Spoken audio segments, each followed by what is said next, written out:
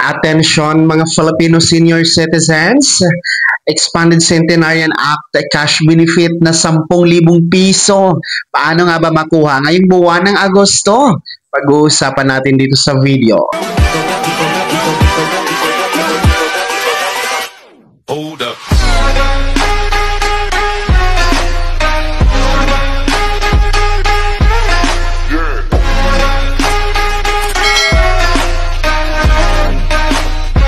Hello mga ka-vlogs! Welcome dito sa aking YouTube channel. Magandang araw po sa lahat ng mga manonood.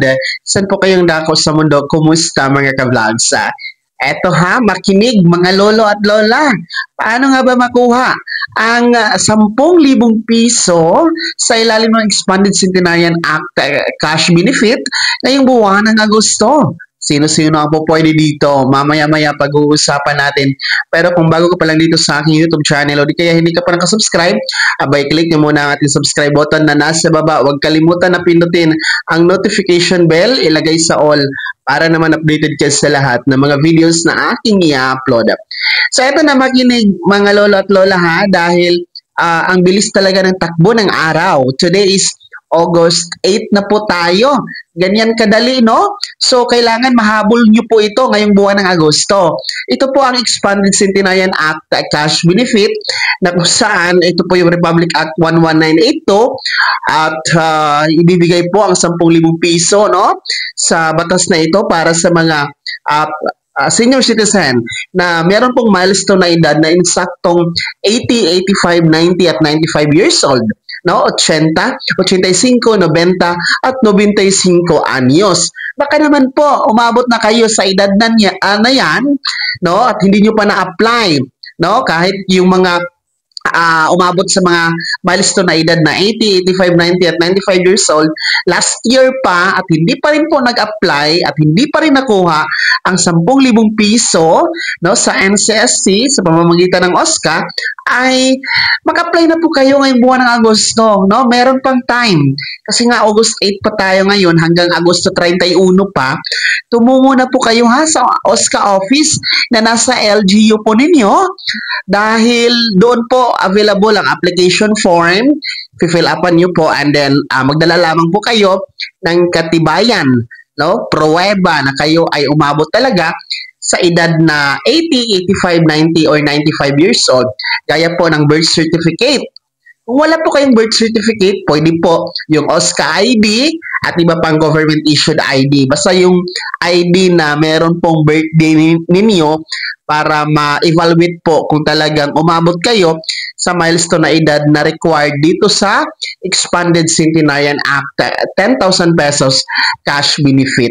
So, mag-apply kayo ngayong buwan ng Agosto para mapasama kayo sa payout ngayong darating na susunod na buwan ng September, no? Dahil sayang din po, no, kung hindi nyo po makuha. Kapag kasi hindi nyo makuha or hindi nyo in-apply ang inyong 10,000 pesos cash benefit, ang pera na budget dyan, ibabalik po sa National Treasury. So, sayang din po. Nakalaan na po kasi yan, no? Nakabudget na po yan. Kasama na po ito sa 2025 National Budget, mga ka-vlogs. Kaya dapat talaga i-apply at makuha talaga yung inyong 10,000 piso. Malaking tulong na po yan para sa inyong mga panggastos sa pang-araw-araw, lalong-lalo pa yung mga may maintenance sa gamot at yung mga kailangan magpapa-check up, di ba?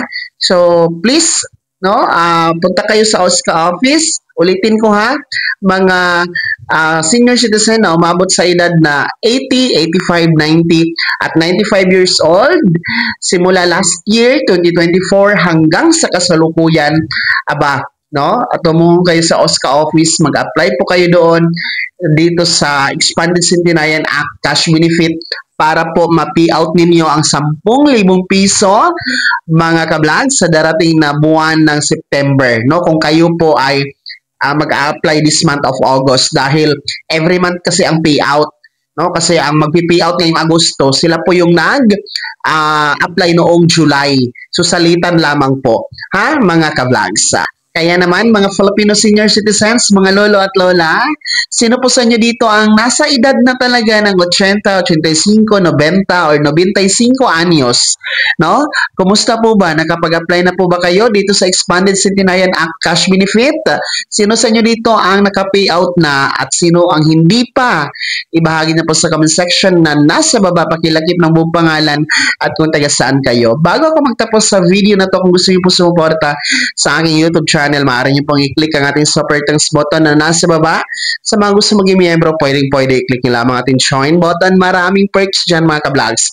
Be my member now. Sana naging gabay ang video na to kahit paano. Pag-uusapan natin ang mga mahahalagang bagay-bagay na may kinalaman sa ayuda, programa at benepisyo ng mga senior citizen.